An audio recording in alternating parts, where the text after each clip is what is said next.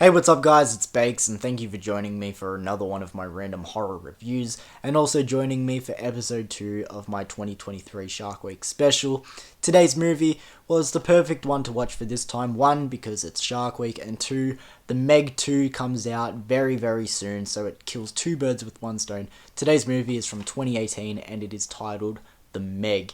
Now, we'll quickly go through the plot of this movie before I get into my thoughts of it. So, a group of scientists are down at the bottom of the ocean, seeing if this layer at the bottom of the ocean goes any deeper because they think it's just cloud or a layer of gas. They eventually break through, and unfortunately, something big and dangerous was living underneath, a prehistoric shark known as a megalodon.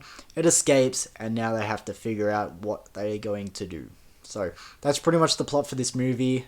Tried to keep it short and sharp. Let's get into my thoughts of 2018's The Meg. Now, this movie was not a first-time watch for myself. I've actually seen this movie plenty of times. Probably too many times for a movie that's only been out for 5 years, at least at the time of recording this video. But that sort of makes me sound like a super fan of this movie, which is not the case. By all means, this movie's fine. It's above average, and we'll get into my thoughts as we go.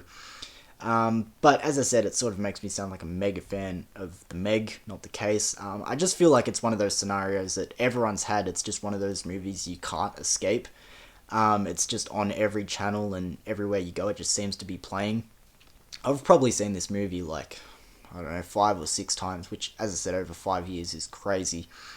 But watching the movie this time around, there's so many things that I noticed that I hadn't really picked up on the past times that I watched it, and I took so many notes for this review, so I guess let's get into that.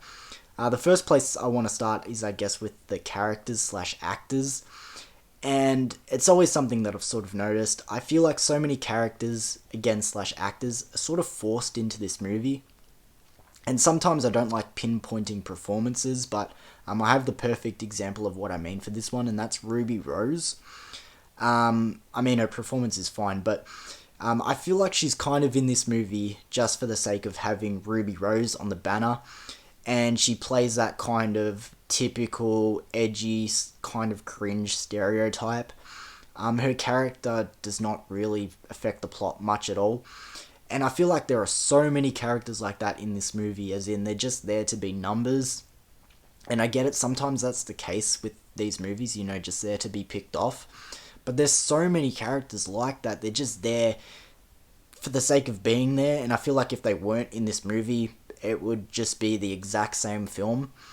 Again, continuing on performances. The most distracting performance in this movie, and as I said, I sometimes hate pinpointing performances, but our main lead Asian actress, her name's Li Bingbing. Hopefully I got that right, Li Bingbing. I'm sure she's a really good actress. I don't think I've seen her in anything else. Or at least I don't remember seeing her in anything else. But I feel like her performance is butchered by translation. I don't think English is her native language. And I just feel like because of that, the emotions that she's meant to be portraying come off as really rough. As in, whether she's coming across with fear, joy, anger, it just doesn't match the scenario of what's meant to be going on, and it's really distracting. As I said, I'm sure she's a great actress. Just in this one, it's very distracting. Easily the most distracting performance. And I'm on a hit mission right now because I'm going to go after the child actress, the one that plays her daughter. Same scenario. I don't think English is her native language, or native tongue, or whatever the term it is. So again, I just feel like some of the emotion is a bit rough there.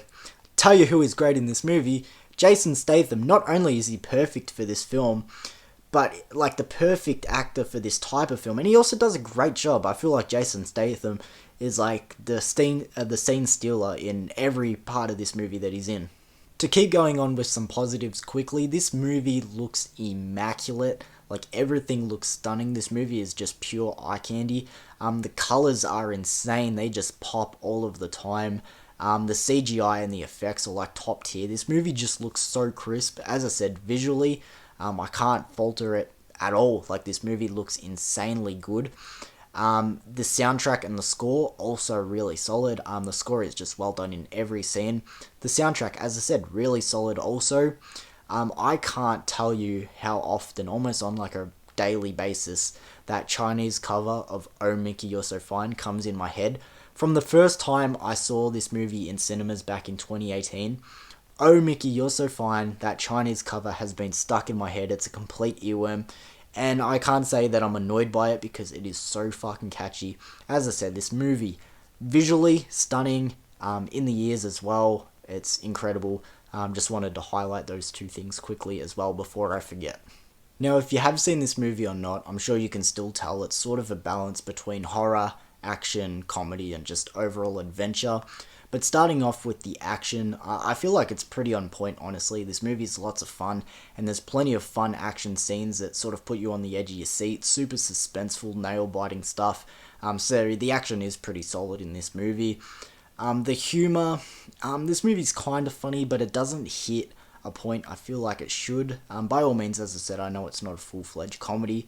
But yeah, I just feel like the humor should hit another level, especially with a plot like this, giant shark and trying to stop it. I mean, Jason Statham has a nice sarcastic humor. He's pretty enjoyable, as I mentioned earlier. The guy that plays DJ, I can't remember his name.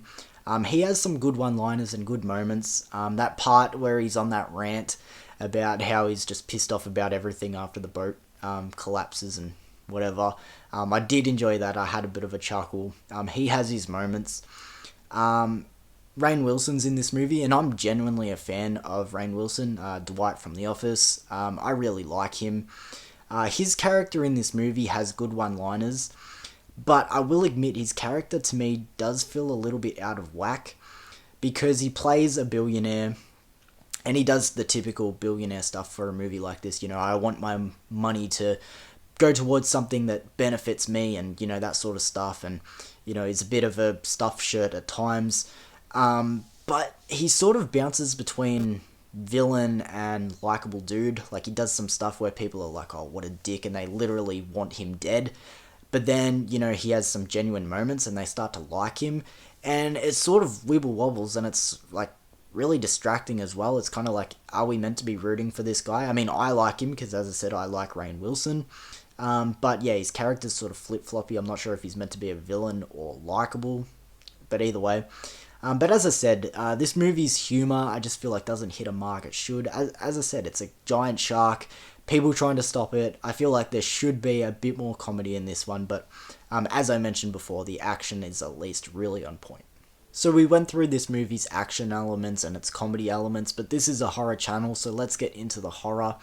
And I do feel like this movie's horror elements could be taken up a notch. I understand this movie shines more as an action film. As I said, the action is pretty on point.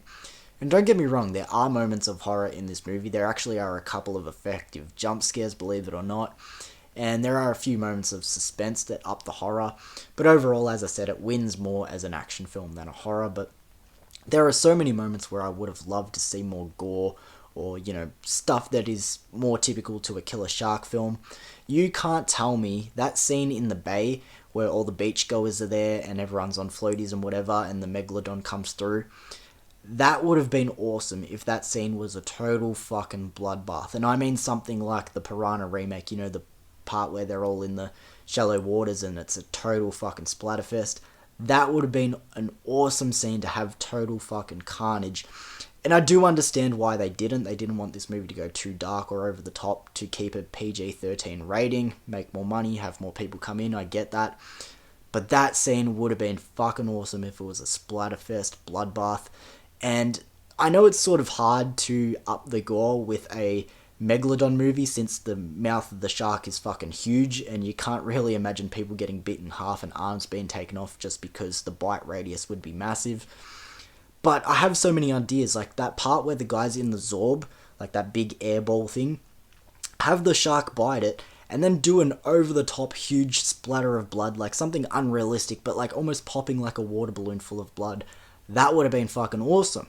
Or even if you do like one of those scenes where the boat breaks in half, have someone fall into a propeller. I know I sound fucking twisted, but that's the horror fan in me just wanting the gore and everything to go up. I would have loved that. I understand why they didn't, just money making, keep it PG-13, but you can't tell me scenes like that would have been so much better if it was a total fucking bloodbath. So to wrap up this review, The Meg is definitely an entertaining watch and plenty of fun. This movie does shine more as an action over a horror, and me, obviously being a horror fan, I would have liked a lot more horror elements to come into play. I guess we'll see how The Meg 2 turns out to be. I'm sure it'll be pretty much sort of the same thing. But by all means, this movie definitely is entertaining. This is probably the most that I've enjoyed this movie, if I'm being honest, upon rewatch. As I said, I've seen this movie too many times to count in its 5 years of existence, but by all means, had a really good time.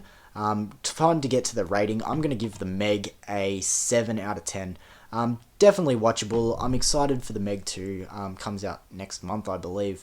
But let me know your thoughts on this movie. And guys, this is also my last installment for Shark Week 2023. As I said, I wasn't going to do the whole 7 days. I thought that was just too much, but look, still rocking my Jaws shirt. I said in my Jaws 3D review I would be rocking this all week, and I didn't lie. Look at that, even got pasta sauce on it. I wasn't taking it off.